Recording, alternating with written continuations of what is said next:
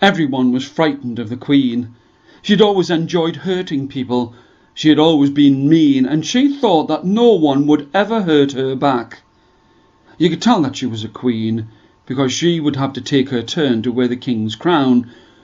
But even more than this, you knew that she was the queen because she had deep, dark purple hair. No one else was allowed to have purple hair, and she loved the fact that everyone was frightened of her.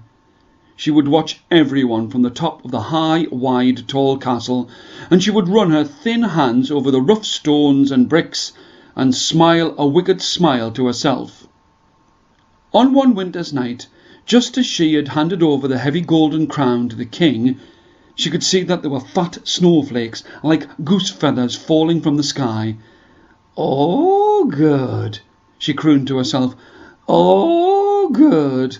I can go out and throw snow at my subjects, and they cannot fight back." It was true. In the past, she could do and say anything that she wanted to, and nobody would complain or fight back, because she was the Queen. And now, as she could see her own breath in the cold night air, she put a woolen cloak onto her back and walked down the slippery stairs to go out and find someone to hurt. What she did not see or even think about was the fact that, as the snow fell, it was covering her head and making her hair white and heavy with snow. At first, everyone ran away from her as she threw and shoveled snow onto them, and when she had taken a rest in a shelter by the side of the soft sandy seaside, the snow kept falling down. Her hair kept getting whiter, and she didn't even know. In the distance, by the side of the salty sea, at the edge of the gloomy trees, she could see some children making a snowman, and once again she smiled that terrible smile and spoke to herself. "Oh, good. They have taken so much time to make a snowman that it will be so good to smash it after I have pelted them all with snow." By now her hair was as white as a cloud, and she didn't look like a queen at all, just a mean-eyed old woman who was determined to spoil everyone else's hard work. She took her time to make a great pyramid pile of snowballs, and one snowball after another was thrown at the children as she danced and covered them with snow, right before them, not even taking the time to hide, because she was the Queen. As she got closer to them, she could see that the snowman's hands were beautifully made, and you could see the care and attention the children had taken to make a beautiful, well-made snowman. This just seemed to make the whole thing better. "Oh, good. What a shame that I've spoiled all of your hard work." She had wanted to say more, but a volley of 6 snowballs struck her on her head, face and hair, and she wasn't dancing now. Standing stock still, she was shocked. This had never happened before. No one had ever fought back because she was the Queen. She could hear the children laughing at her as another 6 snowballs bounced off her head and hair. But their laughter stopped when they knocked the snow off her hair, and they could see her purple hair. In a heartbeat, they ran off in all directions as if they were being chased by the devil himself, and left her alone with only the rustle of snow and the roar of the sea in her ears. All of them ran for their lives as she slumped onto the snowy ground, and she felt as broken as the smashed snowman beside her. When she picked herself up and returned to the castle, everyone, including the king, was surprised that she did not have anything unpleasant to say or something terrible to do. In fact, over the next few weeks, she became almost kind. By the time the next winter came, she had let her purple hair grow out. She was nearly always polite and often quite kind. She had learned a lesson in the cold white snow, and it was this: don't do something to someone else if you don't like it done to you. She might have learned a lesson, but I will tell you this: she never, ever went out in the snow again. and she could never look a snowman in its coaly eyes without shivering.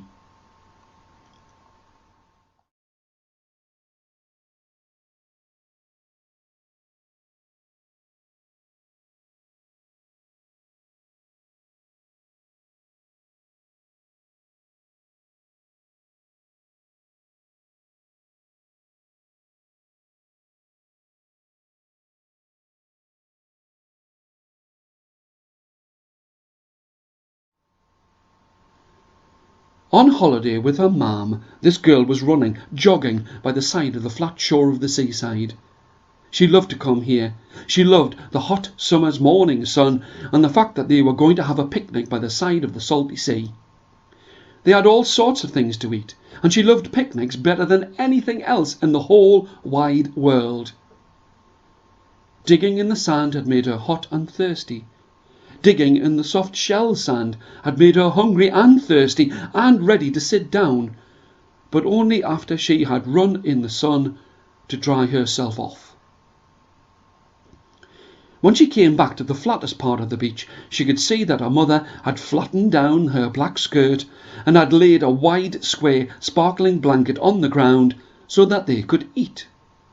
Her mother had used her smooth hands to make sure that there was as little sand on the blanket as she could, as there is nothing worse than having crunchy sandwiches by the side of the sandy beach. The food was there and it smelled and looked wonderful. Pies and cakes and fruit and, best of all, sandwiches down by the side of the sandy sea.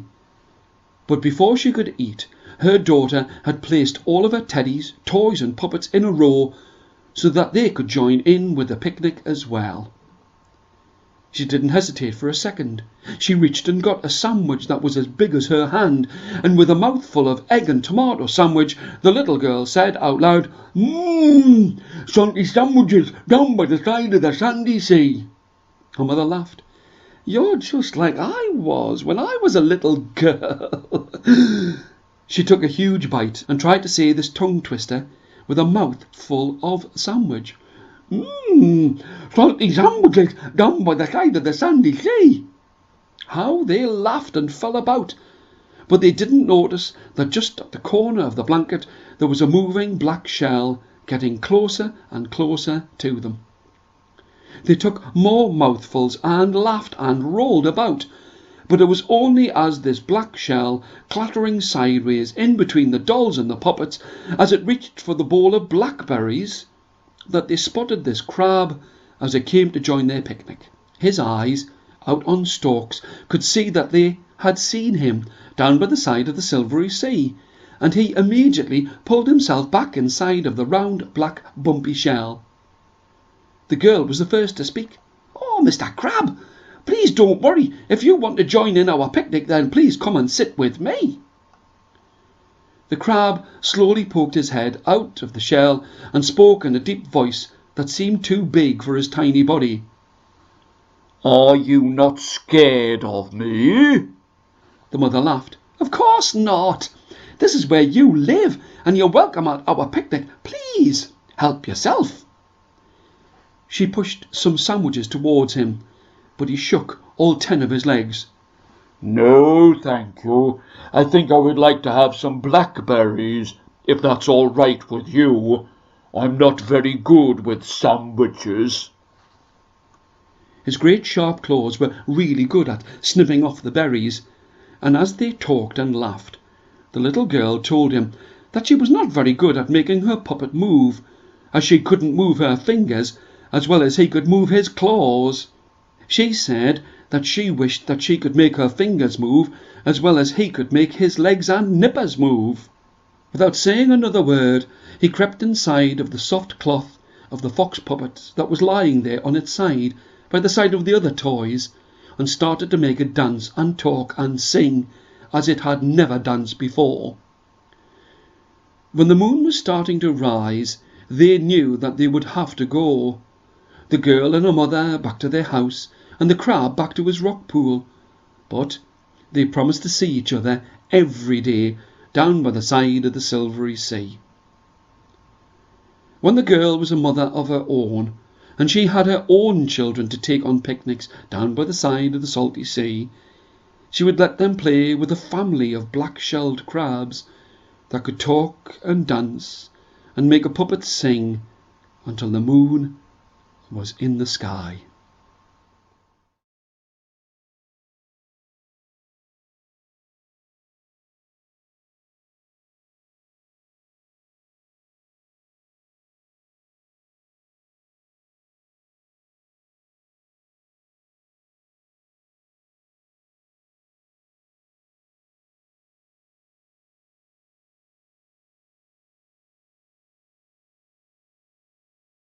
Looking through the thick round porthole, the smile on this happy girl's face seemed to fade away as she looked at all of the floating pollution on the surface of the smooth, flat sea.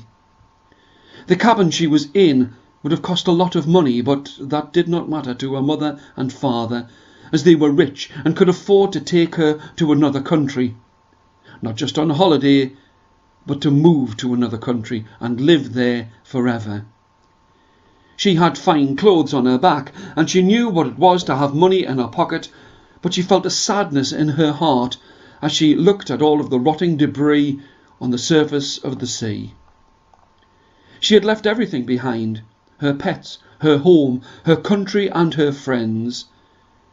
She felt cold, even though the warm midsummer sun was fighting with the horizon. Cold right through to her skin, as she thought of all of the things she would miss. Without thinking, she spoke out loud in the richly decorated cabin and mentioned her closest friends' names: Polly, Nancy, Deborah, Anne, and Carol. With each name she gave a bittersweet grin to the morning light, but all of that was behind her now. On board of this great ocean liner, she would have to let things go. She could hear her father's gruff voice in her head. He had said this a lot. "My dear daughter, you're going to have to let things go. We move on, and we have to let things go to make more of the future." Her thoughts drifted away as she watched the straight, foamy line the ship was cutting through the flat, mirror-like sea.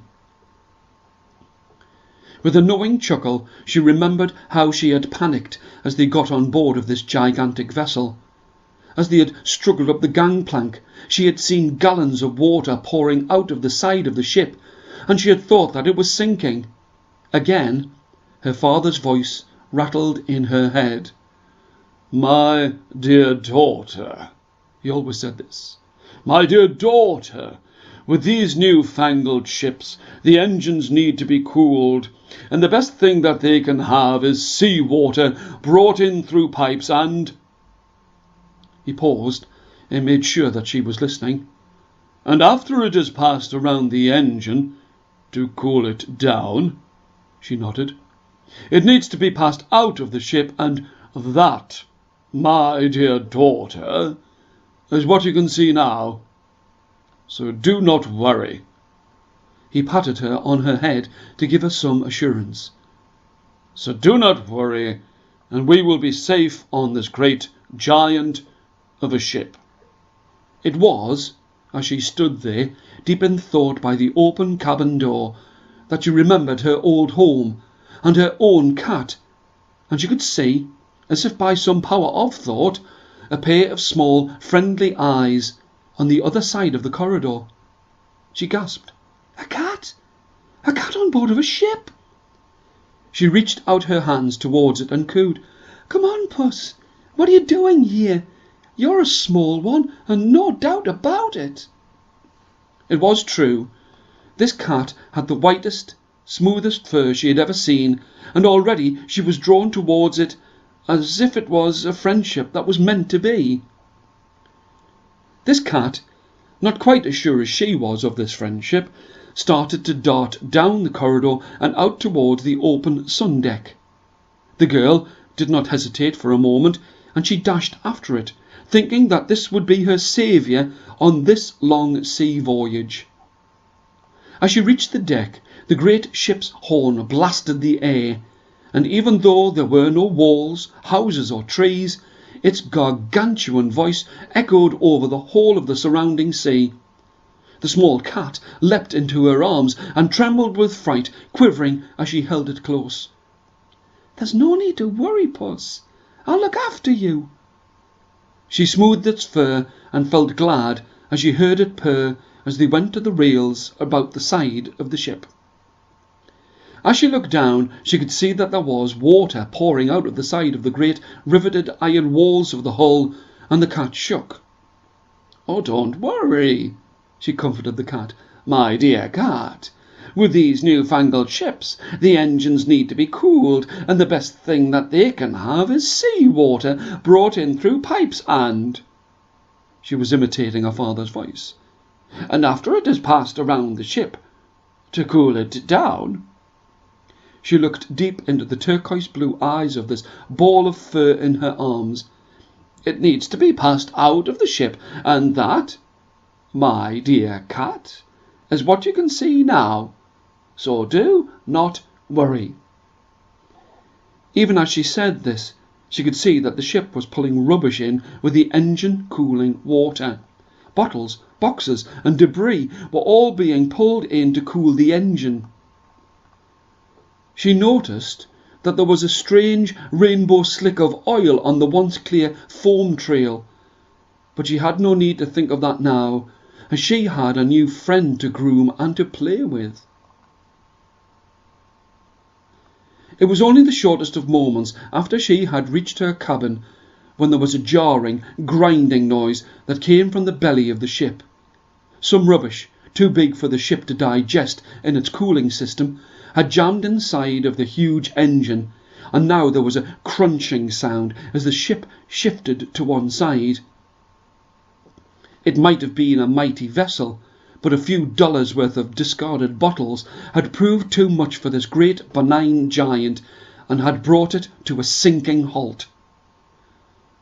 People were panicking, screaming as they raced in the corridors. They knew that, after what had happened a few years before, the company had made sure that there were enough boats, rafts and safety procedures to keep everyone safe, but that did not stop them being in a frenzy. With all of the noise and the hollering, the cat had leapt from her hands and hid itself under the bed. Without saying a thing, but with a wide-eyed determination on his face, the girl's father rushed in through the door and grabbed at her hand. She resisted at first and held onto the bed and reached for this newfound friend, but he was too strong for her and was in no mood to listen to her pleas to save a cat.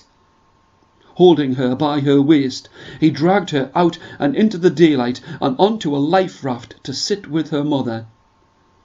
She sobbed as she watched the safety ropes being lowered, and the boat lay on the calm sea as if it were a summer Sunday's outing. When she had the chance to tell her father what had happened, it was too late.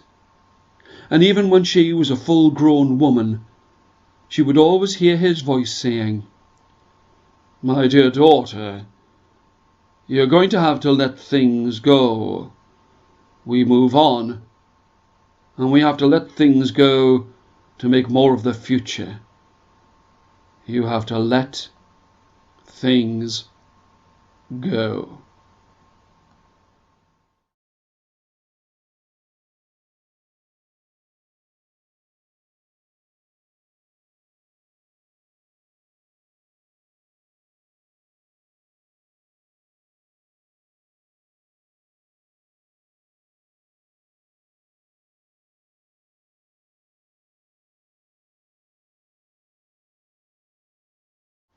He was not thin, and he was not tall, but his fingers were quicker than a blink of an eye. This was a good thing for a thief who took whatever he could, who took whatever he wanted, whether he needed it or not. On the rocky seaside shore, he was nervously running away from someone or something, because he knew exactly what he had done. He had stolen the king's crown. It had not been on the king's head. It had not even been in the king's castle. To be honest, he hadn't even meant to take it. All he was after was whatever had been inside of the bank, And what had he seen that had made him lick his lips in anticipation? A beautiful, shining, jewel-encrusted crown. If he had ever listened to the old wives' stories, he would have known that the crown was kept in the bank, far away from the people, far away from the king himself, for safekeeping.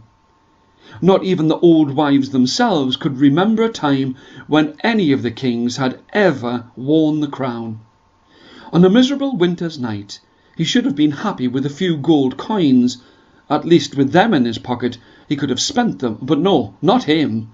He went for something that, by a freezing winter's moon, looked pretty. "Once I get this crown off my hands, I shall be rich," he had crowed to himself, his voice being low and loud. He enjoyed the feel of the gold on his hands as he clasped the jewels under his heavy woolen coat. For a moment he stopped to catch his breath, and he could smell rotten hay from an ancient barn on the edge of the fields that ran right down to the sea.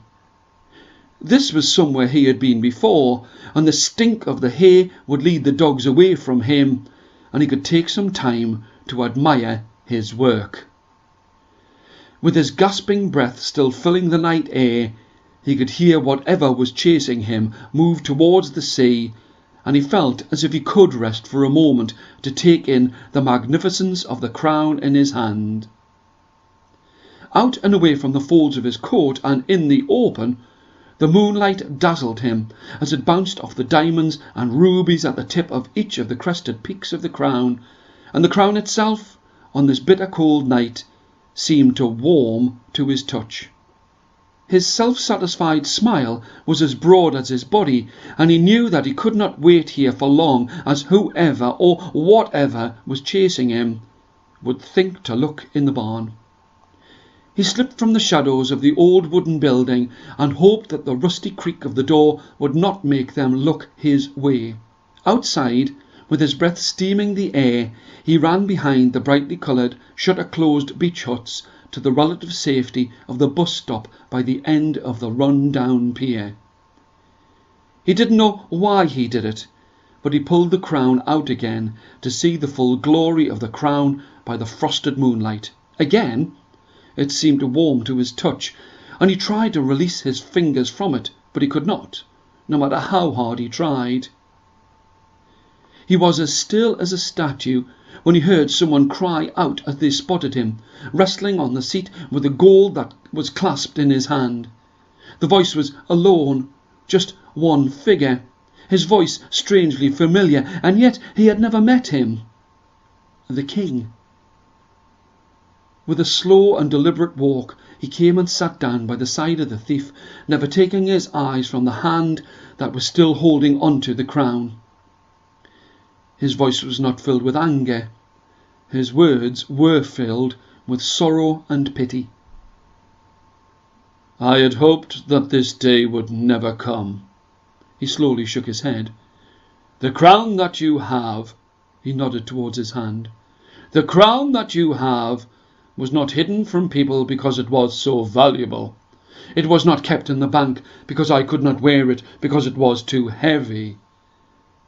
He sighed, and the misting of the night seemed to cover his face as he thought about how he was going to tell this thief what he had stolen.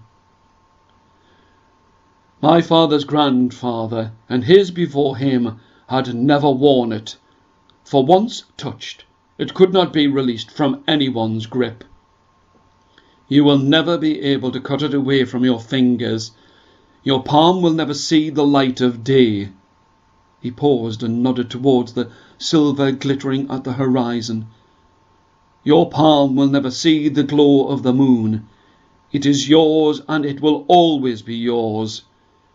You did not think about whether you wanted it or whether it would help you.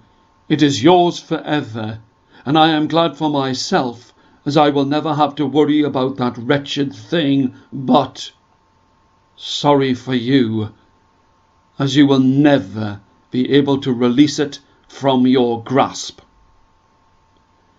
By the light of the dawning sun, there was a king and a thief and a crown, sitting side by side by the side of the sea.